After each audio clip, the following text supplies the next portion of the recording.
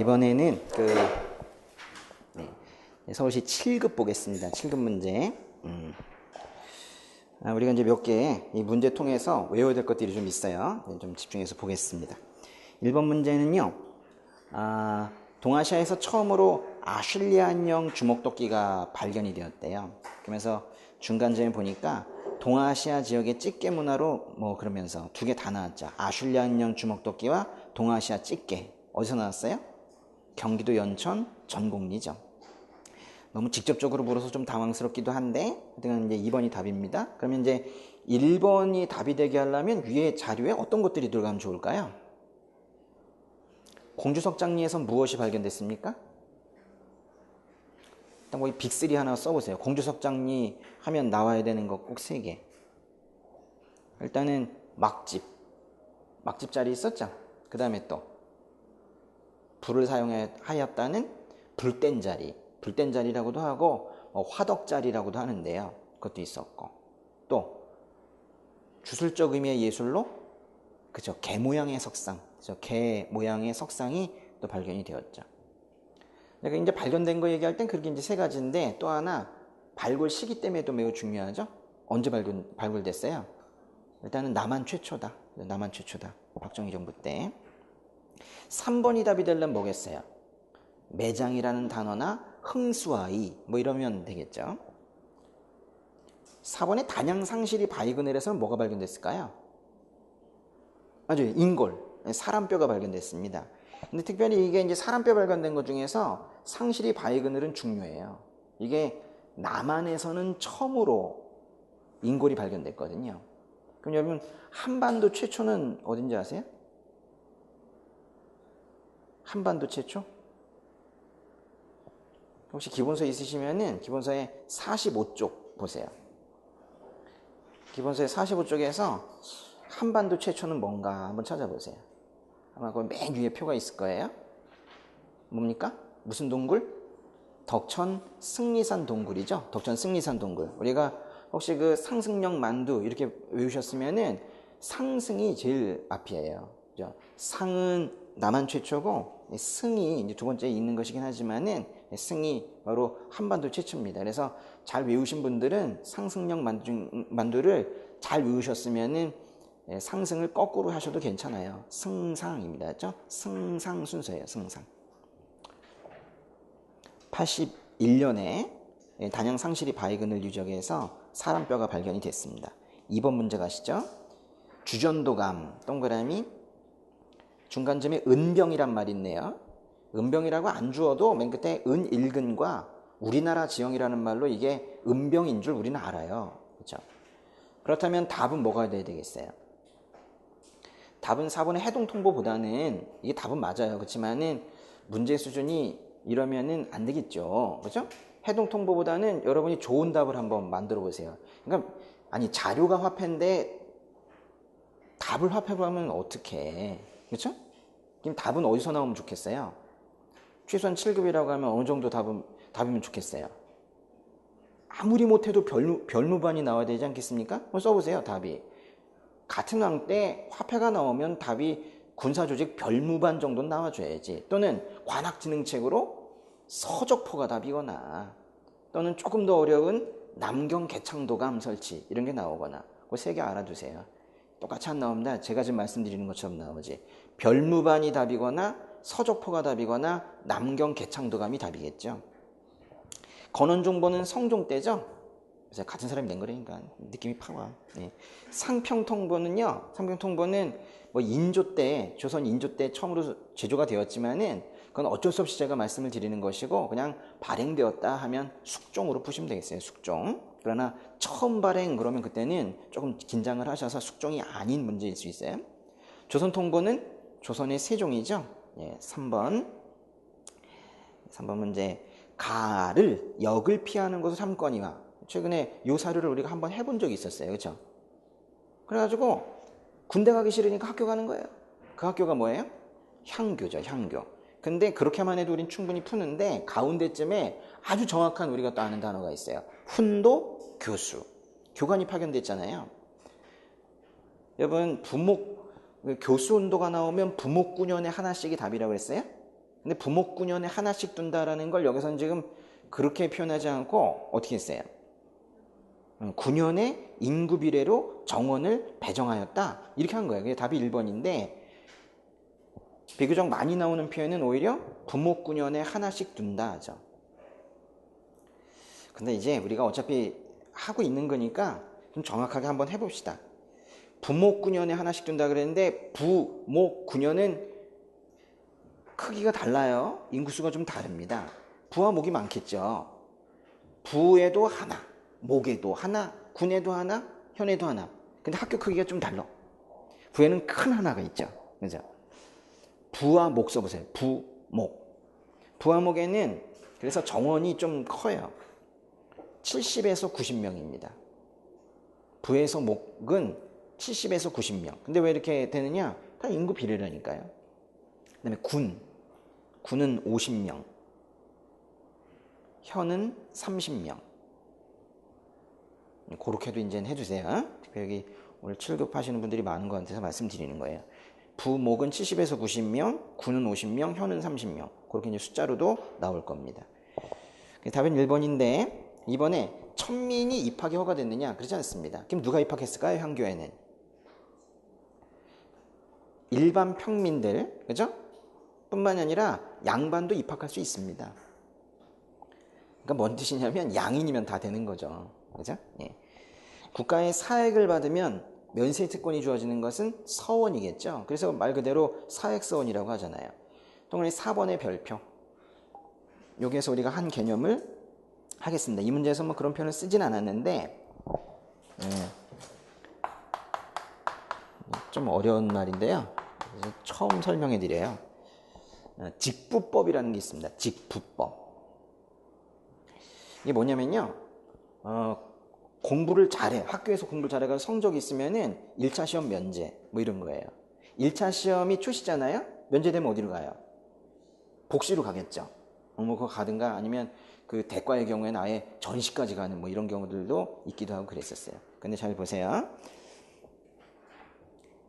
성적이 우수한 자는 문과 복시에. 아니 여러분 이 문과는 주의해야 돼요. 이렇게 문과가 나오면 이 문과는 소과와 대과를 다 합치는 말입니까? 아니면 대과만 말하는 겁니까? 그러니까요, 이게요, 원래 문과라는 거는 두 가지 의미가 있어요. 넓은 의미로 하면 소과 대과를 다 합치는 거지만 그냥 아무 말 없이 이렇게 그냥 문과 이러면 사실 대과만 말하는 거예요. 대과. 그런데요, 성적이 우수하면 문과 복시로 간대. 원래 문과는 누가 보러 가요? 대과는 누가 보러 가요? 성균관에서 공부한 친구들이 가잖아요. 지금 향교에서 공부한 친구들은 보통 어디로 시험 보러 갑니까? 그러니까 향교에서 공부하고 또 사부학당에서 공부한 친구들은 뭐 보러 가요? 소과 보러 가죠. 그리고 성균관에서 공부한 친구들은 대과 보러 가죠. 이 대과를 문과라고 한다고요. 보통 이렇게 하는데 소과에서 초시가 있고 복시가 있죠. 전시가 있습니까? 없죠. 근데 여기는 초시도 있고 복시도 있고 전시도 있는데 향교나 사학에서 공부 잘하면은 초시를 뛰어넘어서 바로 복시로 가는 경우가 있더라 이거예요. 성균관에서 공부 잘하면 바로 복시로 가거나 바로 전시로 가는 경우가 있더라 이거예요. 근데 전시로 가는 경우는 흔치 않고 둘 다 이 복시로 가는 경우들이 있었어요. 그래서 지금 그거를 지금 얘기하고 있는 겁니다. 그래서 여기는 지금 뭐 그런 구체적인 이런 용어를 쓰진 않았지만은 직부법이라는 것이 있었다는 거. 그래서 1차 시험 면제 제도 뭐 이런 뜻인 겁니다. 그런 게 있었다는 걸 좀 알아두세요.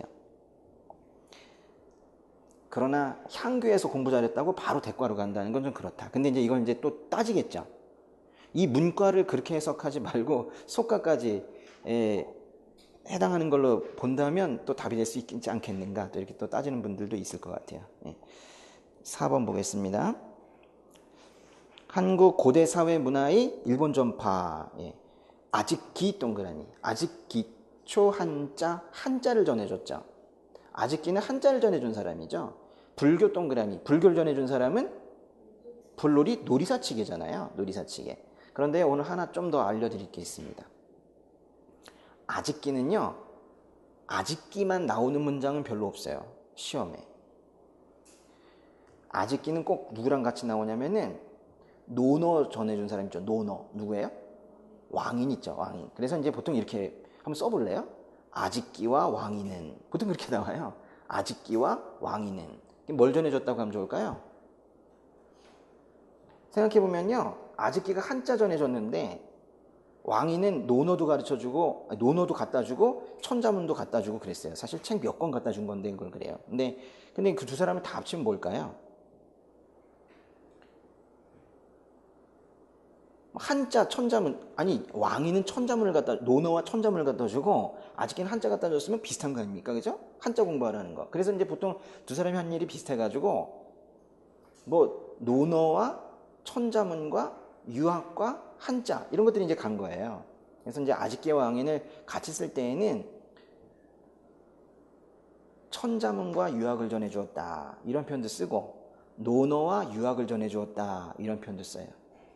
천자문과 유학, 논어와 유학, 또 한자와 유학 다 맞는 말이에요. 한자와 유학.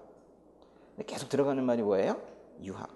그러니까 이게 기억번은요. 아직기는 굳이 그 사상 쪽으로 본다면 유학 쪽으로 봐야지 불교 쪽으로 보면 안 되는 거예요.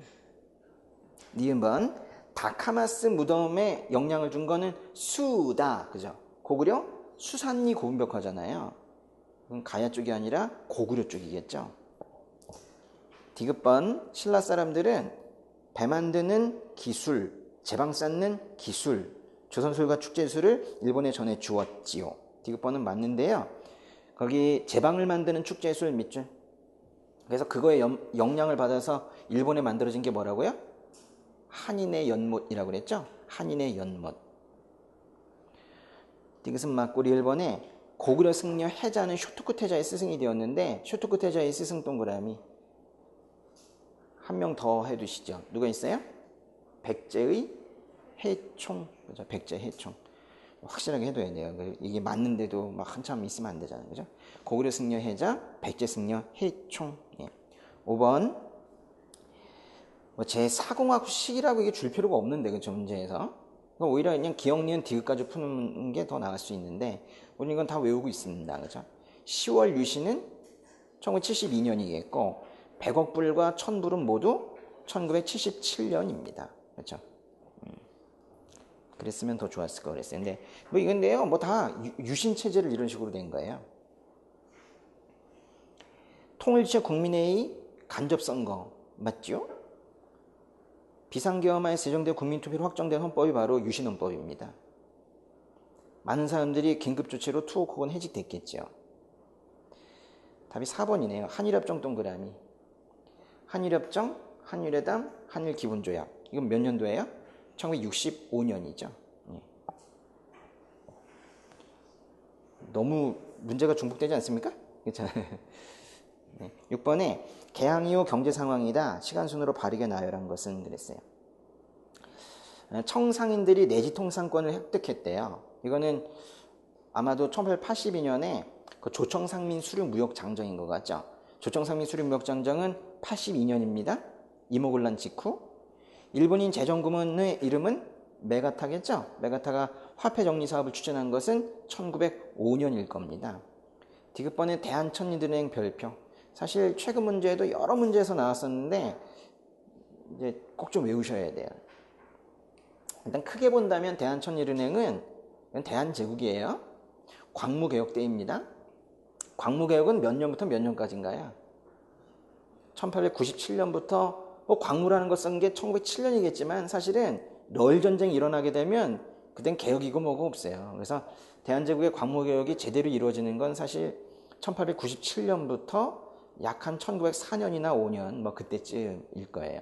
그때쯤에 이제 중앙은행을 대한제국은 만들고 싶었는데 못했고 민간은행이 설립이 되면 지원해줬고 그랬었어요. 리을번에 거류지 무역 동그라미. 거류지 무역은 언제부터 언제까지일까요? 1876년에 강화도지역 맺어질 때부터 특별히 조일소조교 부록에서 간행이정 심리를 정했을 때부터 1882년에 내지무역이 이루어질 때까지이겠죠. 이게 딱딱 연결이 되네. 그래서 답은 뭐 그래서 3번이 될 텐데요. 요거 조금만 더 보겠습니다. 특별히 그 대한천일은행 있죠. 이걸 꼭 좀 외워두시는데 기본서 있으시면은 480쪽 보세요. 기본서의 480쪽에요. 위쪽에 보면 박스가 하나가 있을 거예요. 그렇죠? 있습니까? 네, 거기 보시면은 천일은행이라고 있죠. 천일은행 찾았습니까? 네, 천일은행. 천일은행이라고도 부르고 대한천일은행이라고도 하는데 우리 이미 기출문제집에도 있고 이제 이거 연도 문제가 꼭 나오고 있어요. 그래서 꼭 외우시는데 대한천일은행은 1899년입니다. 꾹꾹꾹꾹꾹꾹꾹꾹 대한국국제도 1899년이고 꾹꾹꾹꾹꾹 전차도 99년이고 꾹꾹꾹꾹 경인선도 99년이고 근데 또 뭐가 99년이래요? 천일은행이 99년이래요. 외우세요. 이 문제에선 여기 별표하시고 꼭 외우세요. 책에도 표시해 놓으시고 7번 문제는 같은 해에 일어난 네 사건인데 아주 인과관계가 또 명확합니다. 7번 문제는 굳이 얘기하면 1987년 사건이라는 뜻인데요. 제13대 대통령 선거 별표. 뭐 결국 계산해보면 여러분이 다 아시지만은 13대 대통령 선거를 아예 외웁시다. 알았죠? 13대 대통령 선거 해서 당선된 사람이 누구예요? 노태우죠? 노태우. 그러니까 대통령 선거는 언제 있었어요? 보통 대통령 선거 계속 12월에 있었는데, 그죠? 1987년 12월입니다. 1987년 12월.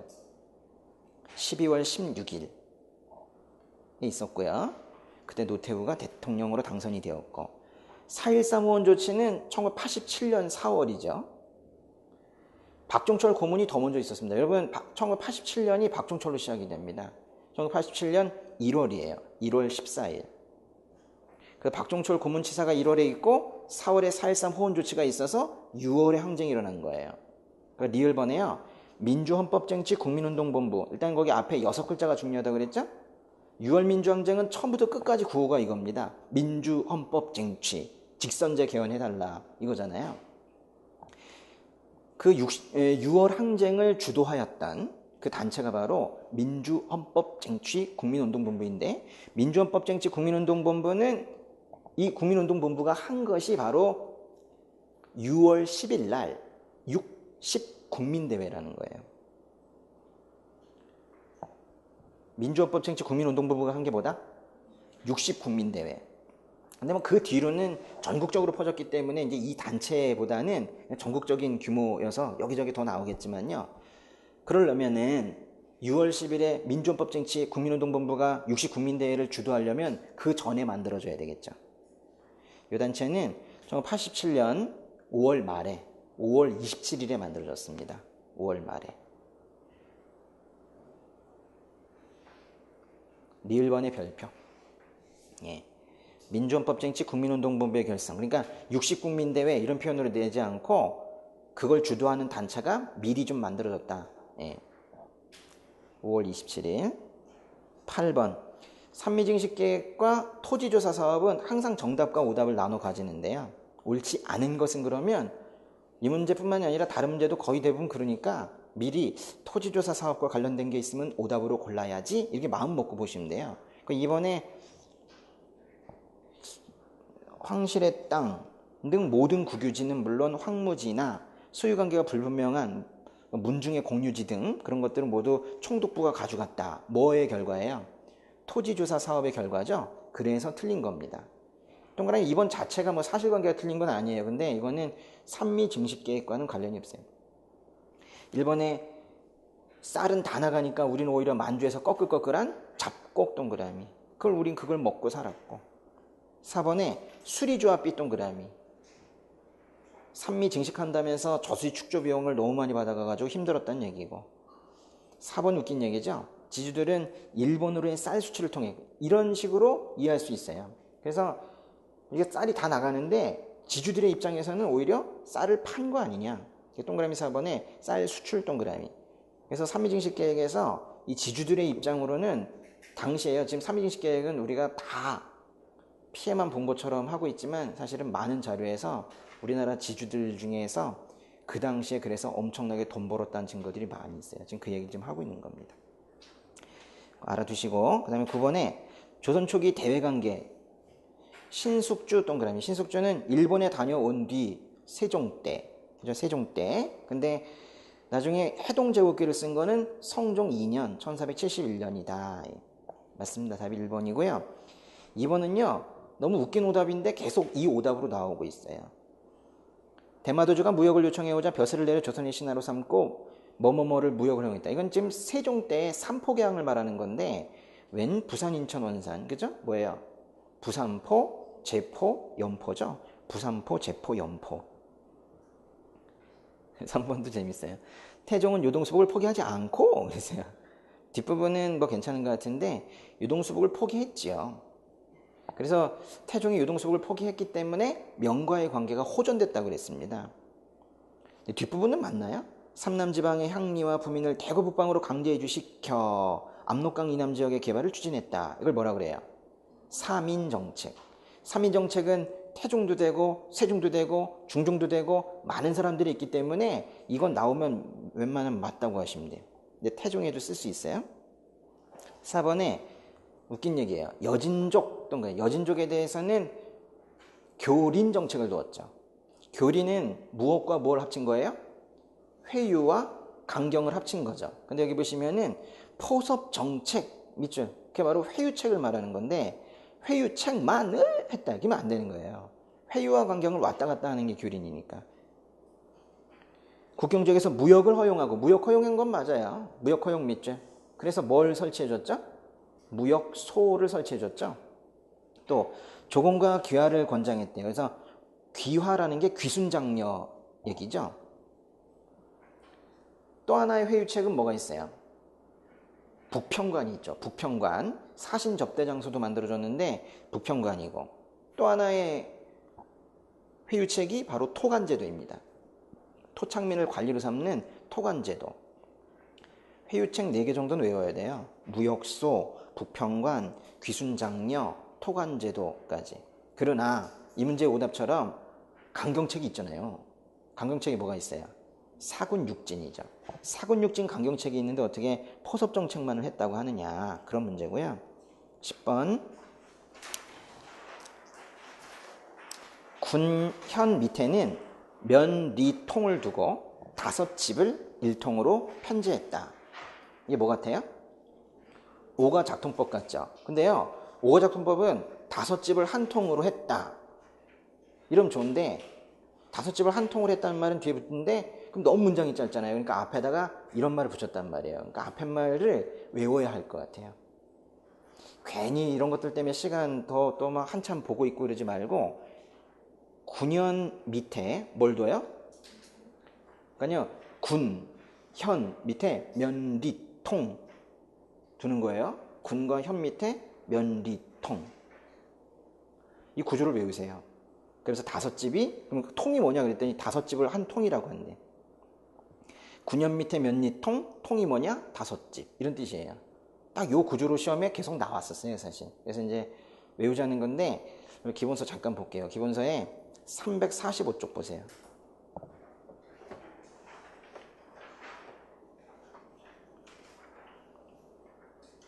기본서의 345쪽에 밑에 보시면 오가작통법 있죠?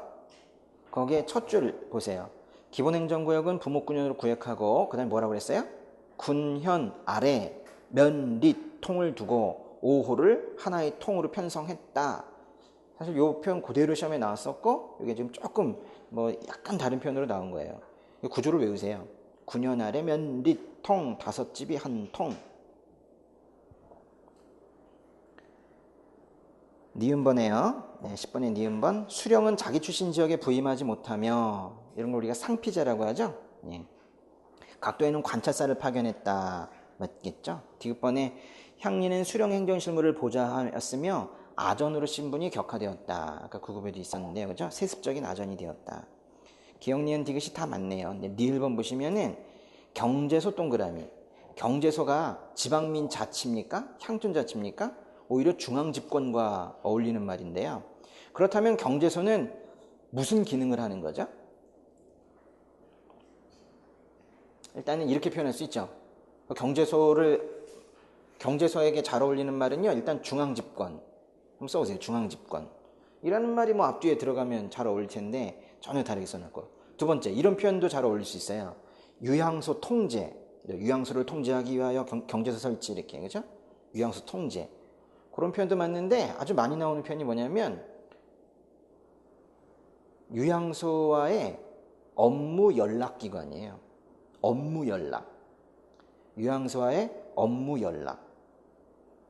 그래서 이제 세 가지 표현을 외우시는 거예요. 중앙집권, 유향소 통제, 유향소와의 업무 연락기관. 리을은 틀려서 답이 3번이 된 거고요. 11번. 우리의 빈약한 원인이 무엇인가를 말하고자 하노라. 나는 큰 원인이 있음을 간파했으니. 자작자급 동그라미. 이 말이 이제 물산정리운동에 자주 나오는 말입니다. 자작자급. 그런데 환원하면 뭐래요? 조선물산을 장려. 끝에도 조선물산을 장려. 볼 것도 없습니다. 조선물산 장려운동인데 답은 더 좀 심해요. 이번에 조선인이 만든 것을 입고 먹고 쓰자라는 구호를 내세웠다. 답이 2번이죠. 예. 여러분이 문제 수준을 좀 높여본다면은 어떤 문제 내고 싶어요? 물산장려운동이 뭐 몇 년대인지 뭐 20년대 문제 뭐 이런 정도로 해서 20년대 다른 사건들이 답으로 나와도 참 좋을 것 같고, 또는 물산장려운동 자체에서 만약에 한다면은 물산장려운동의 한계 있죠. 한계. 물산장려운동은 왜 한계가 있었죠? 그죠? 자본가들이 이익을 독점했다. 그리고 누가 들어왔다? 친일 세력의 참여. 그죠? 친일파들이 들어왔다. 뭐 이런 것들이 이제 답으로 나오면 좋겠어요. 네, 이거는 너무 직접적인 답이고요. 답이 2번이고. 1번은 뭐겠어요? 밀립대학 설립운동이고, 3번은 국채보상운동이고, 4번은 문맹퇴치운동이죠. 그 이름이 너무 다 나왔어. 근데 여기 동그라미 4번은 재밌는 문장이긴 합니다. 조선어 학회가 참여했대요. 조선어 학회 동그라미. 조선어 학회가 몇 년도예요? 1931년이죠. 1931년에 시작된 문맹퇴치운동이 뭐예요? 분화로도 운동이죠. 그러니까 동그라미 4번은 조선일보의 문자보급 운동에도 쓸 수는 있는 말이지만은 아주 딱 맞는 게 분화로도 운동이에요. 그래서 조선어학회가 교재를 만들고 동아일보가 청년들에게 용돈 줘서 시골로 가게 했단 말이에요. 그게 분화로도 운동이죠. 12번. 구삼국사를 얻어 동명왕봉기를 보니 밑줄. 벌써 다 나왔어요, 답이. 동명왕편일 텐데요. 구삼국사 별표. 이 말 꼭 알아야 돼요. 그럼 구삼국사, 지금은 전해지지 않는 책인데 구삼국사를 인용을 해가면서 그걸 기반으로 해서 쓴 책이 뭐예요? 삼국사기입니다. 근데 갖다가 그대로 옮겨 적어야 되는데 고구려 얘기는 거의 안 쓴 거예요. 그래서 김부식의 삼국사기는 이거는 미흡하다. 이래가지고 나중에 이규보라는 사람이 그 구삼국사에서 고구려 얘기를 잔뜩 갖다 쓴 게 바로 동명왕편이죠. 그래서 구삼국사를 기본으로 한 책이 두 개예요. 김부식의 삼국사기와 이규보의 동명왕편입니다. 이게 좀 딴 책일 수도 있지 않느냐? 안 돼요. 구삼국사를 기본으로 하는 책. 뭐랑 뭐예요? 삼국사기와 동명왕편이에요. 아셔야 돼요. 근데 동명왕 얘기 나왔으니까 동명왕편입니다. 그 다음에 부여씨, 고씨, 대씨 이런 말 누가 쓴다 그랬어요? 유득공의 발해고에서 나오는 거죠. 유득공의 발해고. 근데 거기 보니까는 괄호 나예요. 그 나의 자료에 중간쯤에 보시면 이것이 남북국이라 부르는 것으로 마땅히 남북국사가 있어야 했음에도 하면서 남북국이라는 말 여기 써놨죠. 그런데 거기 지문에 보면 동그라미 4번에 남북국이라는 용어를 처음 사용했다 그랬어. 거기다 써놓고 뭐 써도 돼. 맞지? 그렇죠? 그러나 이제 여기 반론을 제기하는 사람들도 있어요. 옛날에 그 최치원이라는 사람이 당나라에 가가지고 이제 발해 사람들과 같이 이렇게 자리를 앉는데 누가 이제 상석에 앉아야 되느냐 뭐 이런 걸 가지고 이제 싸우기도 하고 그랬단 말이에요. 그러면서 그때 저 북국 사람들은 좀 위에 앉히지 말라. 응? 우리가 좀 더 위에다. 우리 상석에 앉혀달라. 외교 자리에서. 뭐 이런 이제 요청을 하기도 하고 그랬었어요. 그래서 최치원도 북국이라는 표현을 썼었어요.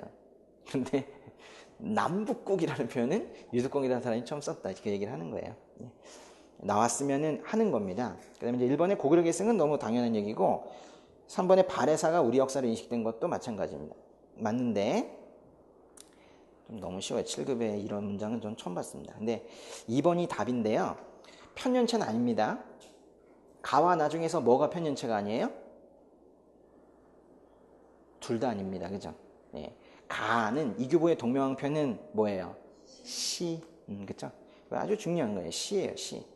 그럼 나에 있는 그 유두공의 발해고는 약간 변형된 형태이긴 한데 약간 변형된 기전체입니다. 생각해보면 이것저것 뭐 공식이 안 맞는데 당연히 기전체겠죠. 13번 두 번째 점부터 보세요. 임금이 친히 명나라 신종황제를 제사했대요. 명나라 신종황제 제사 몇 줄? 명나라 신종황제를 제사 지내는 사당의 이름이 만동묘예요. 외우셔야 돼요. 근데 만동묘를 만들어주세요 이러고 죽은 사람이 있어요. 누구의 유언에 따라 만동묘 만든지 아세요? 송시열. 송시열이 만동묘 만들어달라고 하고 경기가 기사왕국 때 죽었죠. 기사왕국은 17세기 말인데 요 18세기 초에 만동묘가 그래서 결국 만들어집니다. 어쨌거나 숙종입니다. 세 번째 점 보시면은 충무공 이순신의 사후에 현충이라는 호를 내렸다. 올해 국가직 9급에 나왔었어요. 물론 오답으로 나왔지만은 그 다른 왕의 오답으로 나왔지만 하여튼 몰려 나와요 문제들이. 오늘 하는 이 두 개도 몰려 있죠 문제들이. 계속 문제가 몰려 나와요. 그래서 최근 2, 3년 사이 꽤 기출문제 중에서 제일 중요한 겁니다. 근데 이 충무공 이순신의 사후에 현충이라는 호를 내렸다. 뭐 현충 지난번에 또 그 박정희 대통령 뭐 그 얘기 나오고 하면서 또 한참 뉴스에 나왔기 때문에 나오는 거거든요. 나올 땐 몰려 나오게 돼 있어요. 사람들이 보는 게 비슷하기 때문에. 이거 꼭 해야 됩니다. 현충이라는 호를 시호를 내렸다. 이거는 이때 이제 현충사예요. 그 현충이라는 호를 내리고 그때 이제 만든 게 현충사예요. 조선 숙종입니다. 이것도. 그래서 일단은 뭐 답은 너무 쉬워요. 환국입니다. 1번에. 근데 환국 앞에 있는 말을 좀 의미심장하게 볼 필요가 있긴 한데 왕권 강화와 환국이 잘 어울리는 말이냐. 이거는 완전히 반대 해석을 하는 사람들도 있는데 이렇게 쓸 수 있어요. 왜냐면 사실은 왕의 힘이 이게 왕권 강화냐. 황국은 사실 왕의 변덕 때문에 이쪽 손 들면 얘가 이기고 저쪽 손 들면 얘가 이기고 뭐 이랬는데 숙종에 정말 진심으로 숙종 입장에서 숙종을 변호하는 입장에서 한다면 이렇게 말을 쓸 수가 있어요. 뭔 뜻이냐면 갑자기 남인이 막 커져. 그러면 저렇게 큰 거보다는 내가 딴 애를 키우는 게 낫겠다. 그래가지고 서인 그러면 경신왕국이 되는 거예요. 근데 서인이 막 커져. 그러면 얘보다는 남인이 좀 더 커지는 게 좋겠다. 그럼 너가 커져라. 그럼 얘가 얘를 또 칠 수 있게 또 허용을 하는 거죠. 그래서 여기서 지금 왕권 강화를 위해 동그라미 상당히 어려운 말일 수 있어요. 고민하면 어려운 말이에요. 좀 더 그래 이렇게 써놓으세요. 그런 표현이 시험에 나오진 않지만은 이해하기 편하게 강해지면 환국으로 치는 방식. 그렇죠? 강해지면 강해진 붕당을 환국으로 치는 방식을 쓴 거예요. 그런 식으로 환국을 아주 강한 당 만들지 않는 방식으로 강한 당을 없애는 방식으로 그렇게 활용을 한 거예요. 예. 외워두셨으면 좋겠고요. 그런데요, 우리가 첫 번째 점을 안 봤죠? 첫 번째 점의 별표. 그걸 남겨놓은 건데 제 예상을 거기서 적어놓으세요. 두 번째 점, 세 번째 점 묶으셔가지고 문제. 첫 번째 점이 답. 그 정도가 나오면 아주 좋은 문제가 될 수 있을 것 같아요. 그래서 첫 번째 점도 이제 외우도록 하겠습니다.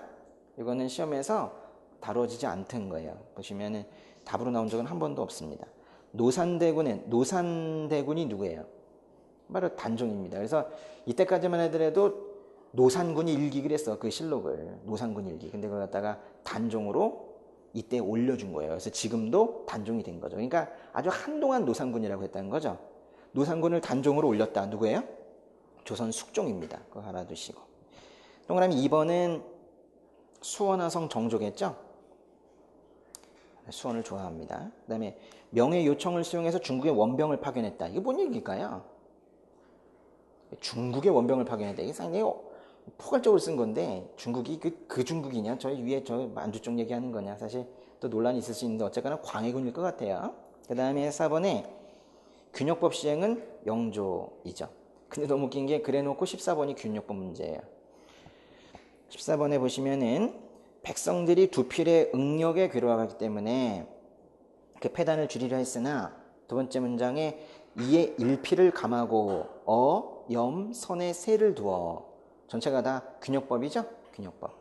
그런데 이 문제는 조금 신경을 써야 돼요. 일단은 1번에 보시면요. 자의 대비 동그라미, 자의 대비 조씨 라고도 표현하고 조대비라고도 하고 자의 대비라고도 하는데 예속 논쟁 동그라미, 예속 논쟁은 어느 왕 때예요?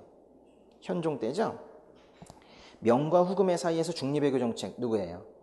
광해군이죠? 그 바로 위에도 광해군이 또 나왔었는데 제가 여기에서 제가 빈정이 확산한 거예요. 너무한다 진짜. 그런데 동그라미 4번부터 먼저 보시면은 흉년을 당에 걸식하거나 버려진 아이들을 구휼하기 위하여 뭐예요? 자휼전칙. 처음 나온 겁니다. 이것도 7급 문제가 종종 이러죠. 그렇죠? 처음 나온 자휼전칙 동그라미. 거기 뭐 한문이 지금 없어요. 그렇죠? 근데 이게 뭐냐면요. 그 휼자가 그 긍휼하게 여긴다, 불쌍하게 여긴다 이거예요. 그 불쌍한 애들 있죠. 근데 엄마 아빠도 없어. 흉년이 들어가지고 먹을 것도 없어. 그러면 이제 딴 사람이 양자라도 삼아가지고 수양 삼아가지고 먹을 거라도 줘라. 뭐 이런 것들을 갖다가 규정처럼 만든 거예요. 그게 바로 자율전칙입니다. 이거는요 정조 때예요. 정조 때. 아마 제대로 외운 분이 없을 거예요. 처음이니까 정조 때. 그런데 이제 답은 3번이거든요. 요걸 답을 보기 전에 먼저 기본서에 753쪽 보세요. 753쪽. 753쪽이 균역법 부분인데요. 균역법이 왜 시행됐는가 하는 그 균역법의 배경이 시험이 최근에도 한번 나왔었어요. 753쪽의 맨 위에 보시면은 균역법의 시행 배경 중에서 맨 끝에 거 보시면 군역의 폐단을 시정하려는 개혁 방안이 많이 논의되었다. 호포론, 결포론 등의 양역 변통론이 제기되었으나 실효성 있는 것은 없었다. 양역 변통론 동그라미. 그 전체를 갖다가 양역 변통론이라고 하는데요. 군포 부담이 너무 크니까 그걸 어떻게든 줄여주고 해보려고 여러 가지 아이디어들이 나왔다는 거예요. 그 아이디어들의 이름이 뭐래요? 호포론, 결포론 뭐 이런 것들이에요. 근데 결과적으로는 하나도 쓸만한 게 없었어. 그래가지고 호포론 버리고 결포론 버리고 다 버리고 나니까 나중에 균역법 이렇게 된 거예요. 그런데 이제 펴놓으시고 문제를 보세요. 14번에 3번 보시면은 호포제를 시행했대요. 호포제 동그라미. 저는 영조 때 이 양역 변통론 문제에서 호포론을 호포제로 쓰는 건 이 문제 처음 봤어요. 사실 뭐 호포제든 호포론이든 심지어 호포법이든 같은 말이거든요. 이게 써도 상관없는데 우리 그 토지개혁론도 뭐 균전론, 균전제, 균전법 끝 한 글자는 막 바뀌어요. 그러니까 이제 그거 가지고 할 건 없는데 그래도 시험에 관행이라는 게 있지 좀 너무 심한 것 같아요. 이제 호포제 하면 사람들이 대원군 호포제만 먼저 떠올리지 뭐 그러겠습니까? 근데 이제 여기에서 그럴까봐 옆에다 글을 쓴 거예요. 창경궁 흥화문에 나아가 백성들에게 의견을 물었대요. 영조가 또 영조의 어떤 그 아름다운 모습, 영조의 좀 잘한 거 이렇게 얘기할 때 이 얘기가 들어가기도 하고 그러는데요. 창경궁 홍화문에 나아가 백성들에게 의견을 물었다. 요거는 영조예요. 그런데 물었는데 이 제도는 안 좋대. 그래가지고 이 제도는 폐기된 거예요. 동그라미 3번에 호포제, 호포론 얘기하는 건데 양역 변통론 중에 하나인 호포론을 말하는 건데 결국 이게 폐기되고 그 다음에 채택한 것이 위에 있는 균역법인 거예요. 그래서 이 양역 변통론이 이런 식으로 나왔구나라는 거를 기억을 하세요. 예. 그 다음에 15번 보기에 정강을 내세운 개혁운동의 결과로 옳은 것은 그랬어요. 대원군을 돌아오게 하고 조공을 폐지한다. 갑신정변의 1조잖아요. 이문벌 폐지, 이문평등 권리, 갑신정변의 2조죠. 재정은 모두 호조에서 관할하게 한다. 이거 몇 조일까요? 12조에 있는 거죠. 의정부에서 법령을 의결하 공포한대. 이거 아마도 13조에 있는 거예요. 그렇죠? 우리 수준은 그 정도인데요. 그렇죠? 이게 갑신정변입니다. 근데 이 결과 지금 옳은 거 찾는 거죠.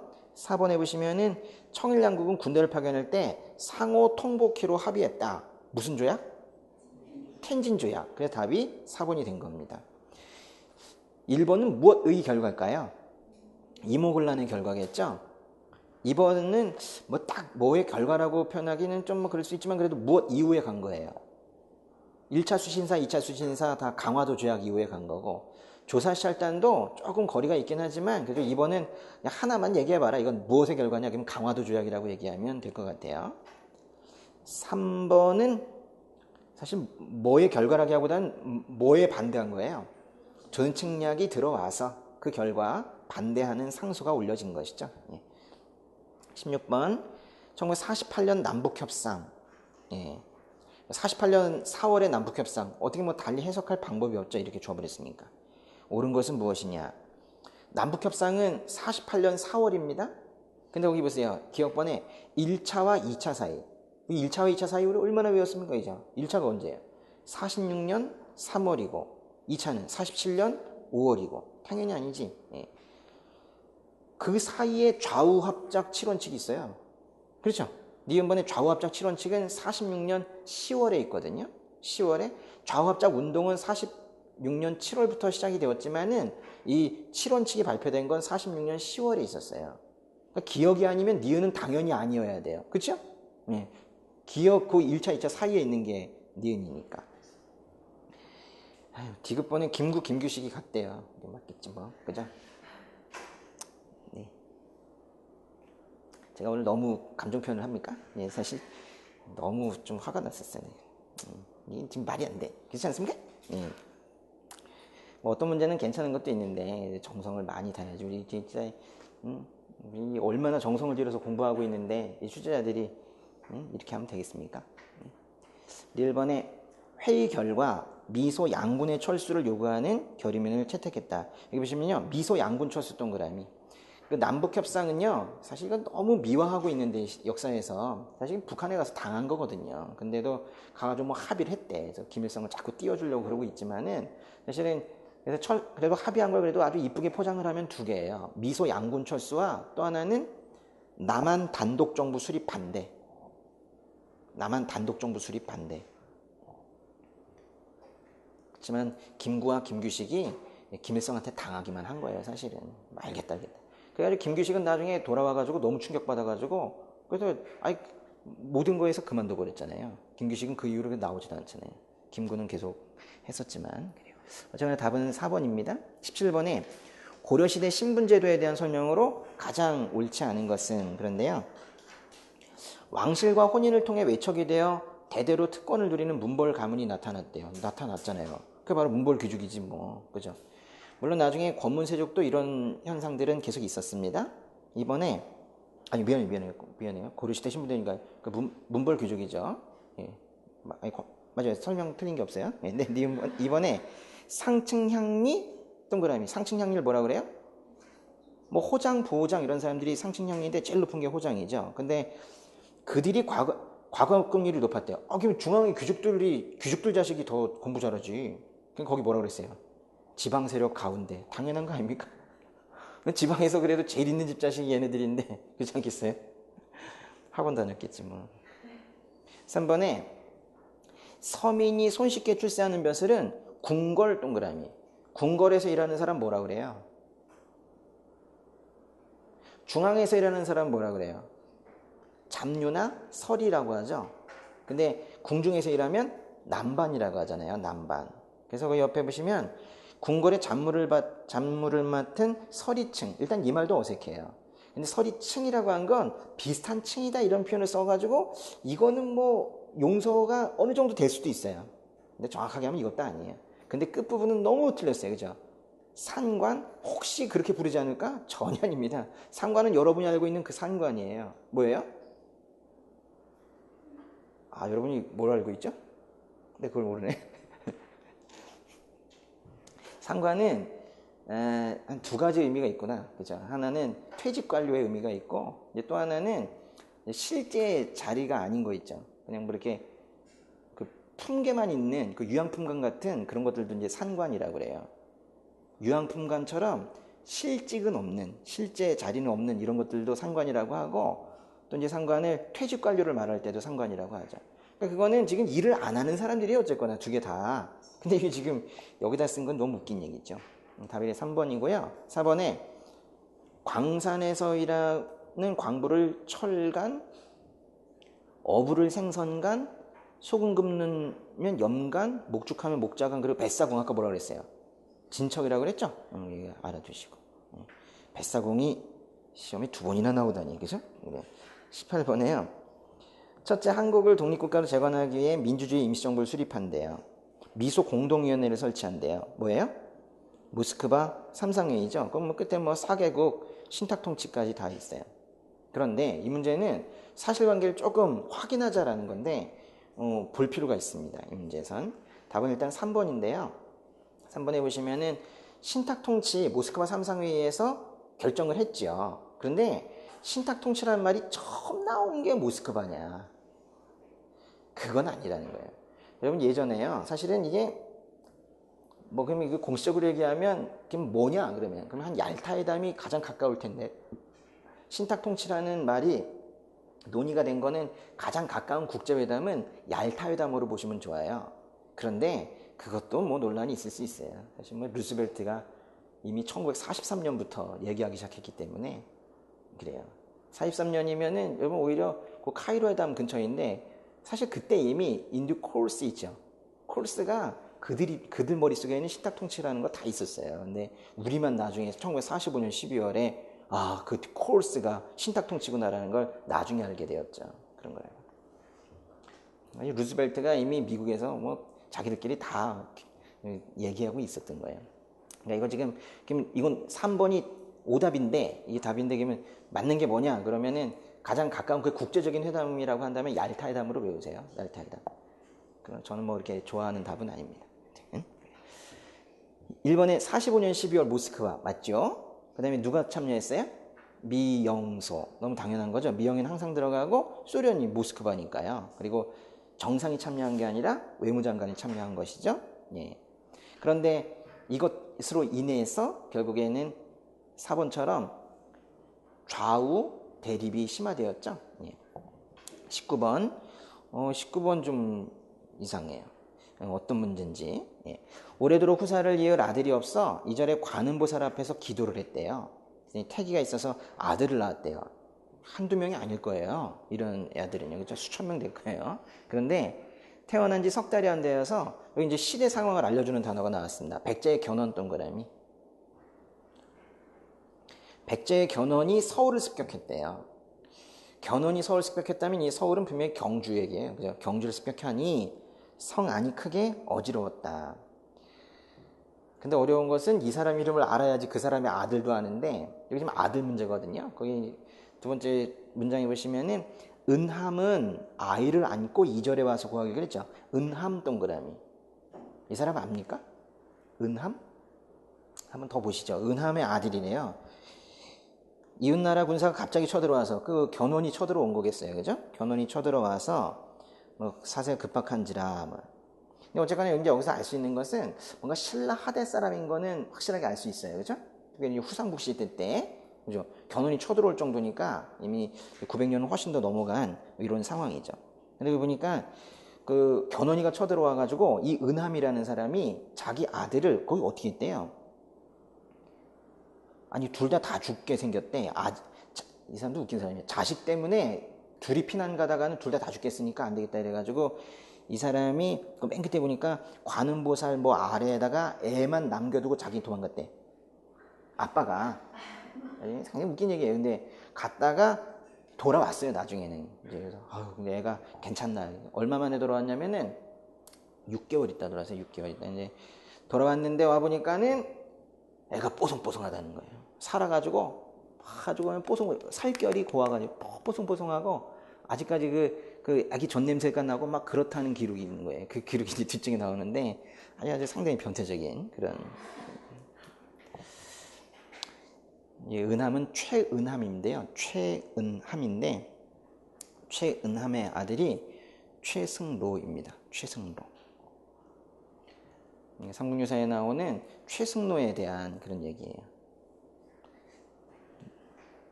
이 최은함이라는 사람은요, 그 신라의 마지막 왕 누구예요? 경순왕 있죠. 경순왕이 왕건에게 투항하던 해가 935년이잖아요. 그때 같이 투항을 했어요. 같이 투항을 했다고. 그래가지고 이제 그 아들이 그 다음에 고려에서 이제 큰 활동을 하게 된 거죠. 알아둡시다. 뭐 이게 어렵습니다. 이 은함을 모르면 뭐 어떻게 하겠어요, 그죠? 근데 이게 최승로라는 거를 알면 답은 찾을 수 있어요. 2번이죠. 불교행사 억제시켰고 유교 사상을 정치의 근본이에요. 유교로 정치, 그죠? 유교 정치 이념 맞잖아요. 네. 1번은 뭘까요? 섣불사 동그라미, 불국사 동그라미. 경도강을 말하는 건 아니고 직접 지은 사람이 누구예요? 김대성이죠. 김대성.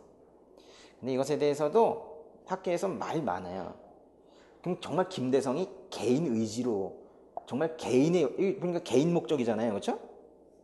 전생부모 위해서 현생부모 위해서 그죠? 근데 했다 했는데 뭐 두 가지 의견이 다 있어요. 어쨌거나 이건 김대성입니다. 근데 여기 보니까요. 석불사 그랬죠. 이게 뭐예요?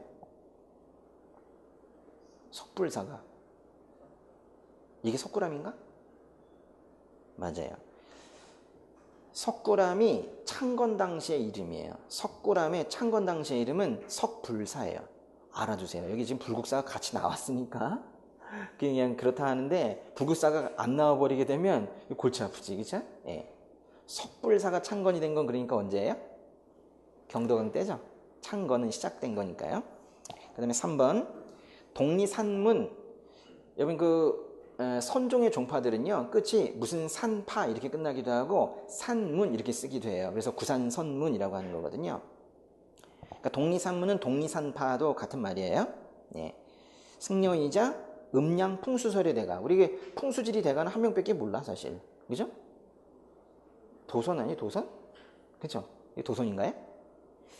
잠깐 어디 보시냐면은 기본서에 664쪽 보세요. 664쪽. 또 나올지 안 나올지 모르는 거지만 제가 좀 차근차근 보여드리고 싶어서 그러는 거예요. 예, 664쪽에 보시면은 거의 구산선문이 쭉 나오죠. 거기 중에서 독리산파 있습니까? 있죠. 세 번째 있죠. 독리산파. 독리산파. 시조가 누구래요? 아니네. 도선이 아니네. 그렇죠? 해철이네. 해철. 해철. 독리산문을 만든 사람은 해철이라는 사람이에요. 해철을 바로 다음으로 계승한 사람이 도선이에요. 그래서 해철의 제자가 그 독리산파 만든 해철의 직계제자 바로 다음 계승자가 바로 도선이에요. 그래서 독리산파의 시조는 아니지만 독리산문의 아주 중요한 사람이고 우리가 잘 아는 대로 풍수지 대가인 사람은 도선을 말하는 겁니다. 4번 신라말 당나라에 유학했고 발해의 재상 오소도의 아들 광찬과 같은 해에 급제했대. 그럼 광찬의 풀네임은 뭐겠어요? 오광찬이겠죠. 오소도와 오광찬은 발해 사람으로서 당나라의 빈곤과에 급제한 사람이에요. 제가 보기에 이 9급 7급 한 사람이 됐어요. 근데 빈곤과를 엄청 좋아하는 것 같아요. 이 사람은. 예, 예. 이것도 잠깐 볼게요. 기본서에요. 157쪽.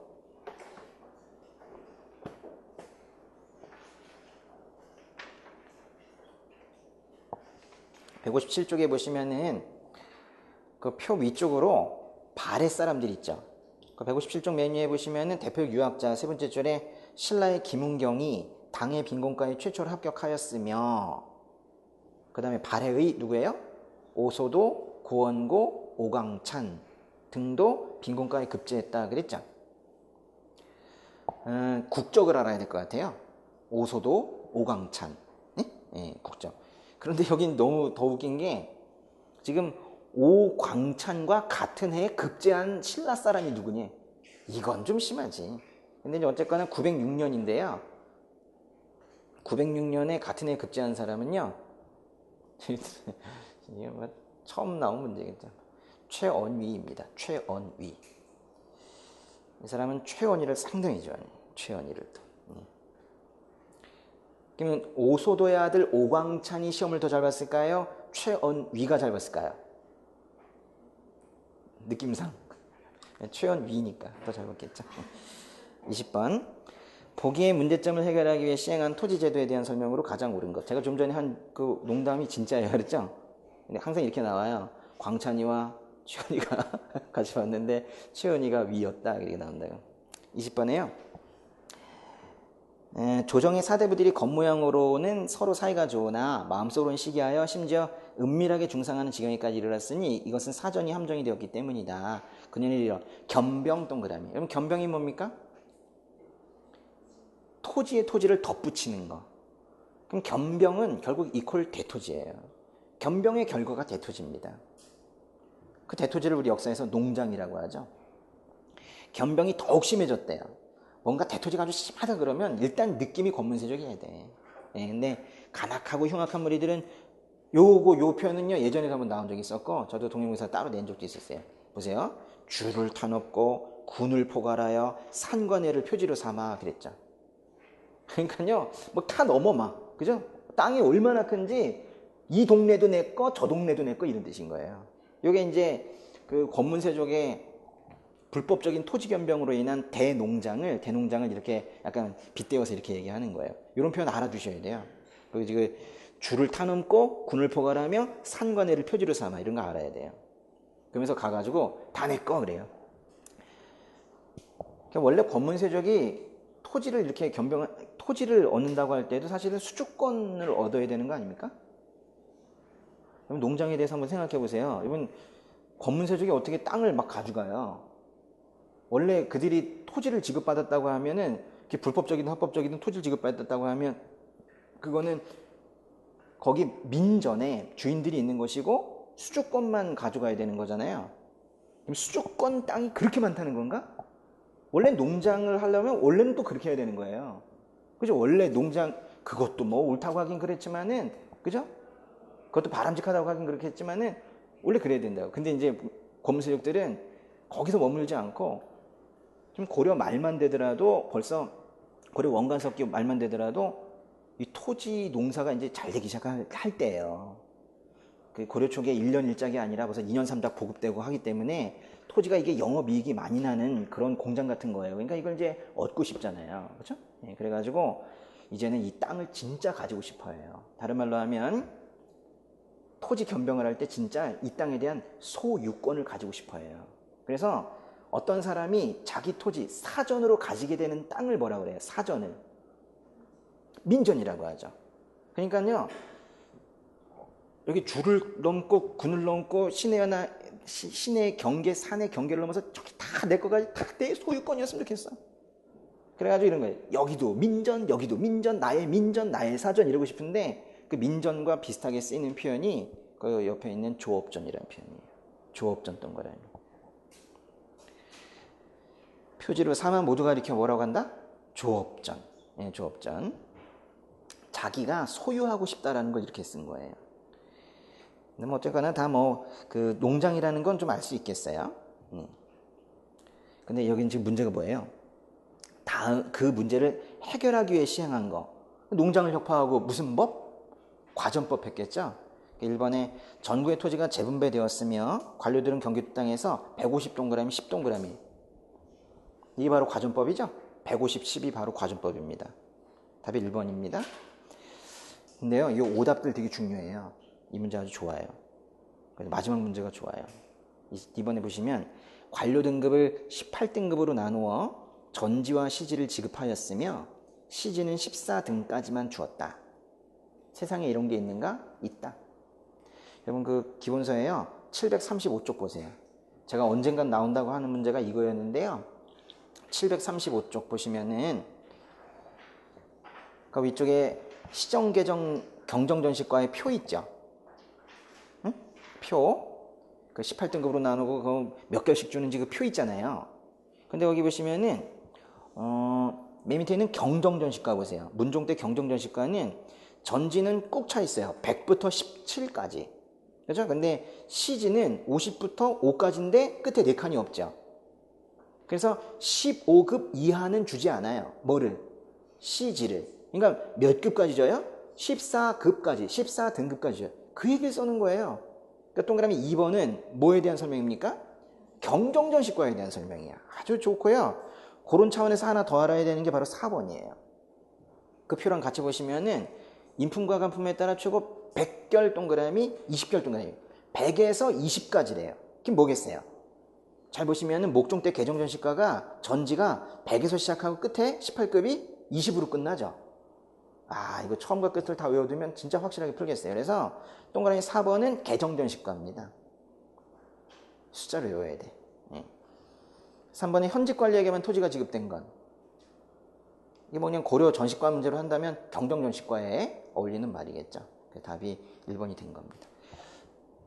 다 했네요. 우리 그 좀 전에 9급 했던 거랑 7급 했던 거랑 혹시 제가 잘못 설명한 거 있으면